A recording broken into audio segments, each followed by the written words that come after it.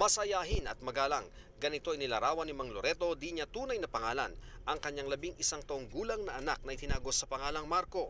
Pero dahil sa maliit na pangangatawan ng anak, tampulan ito ng tukso ng kanyang mga kalaro.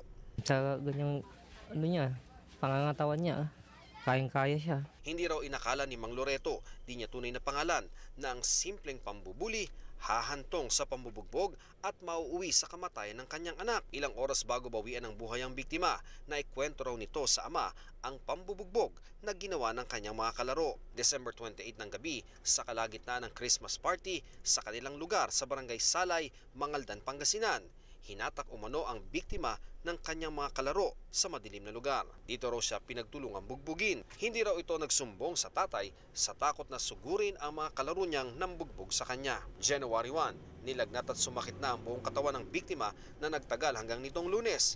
Dahil walang pagbabago sa kondisyon ng biktima, dinala ito sa bagamutan. Masakit, di ko nga rin tanggap, bigla na.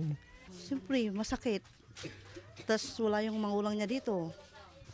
Ang hiningi lang namin dyan, yung hustisya ng bata. Magsasagawa ng investigasyon ng mga opisyal ng barangay sa insidenteng kinasangkutan ng 3 minor de edad. Makikipag-ugnayan sila sa MSWD. Bukan natin sa authority kasi may mga minor kasi yan kung anong dapat na gawin ngayon. Ayon sa isang psychologist, lumalala ngayon ang problema sa bullying. Umaabot ito sa karahasan dahil na rin sa pagiging aktibo ng mga bata sa violent games online at sa social media.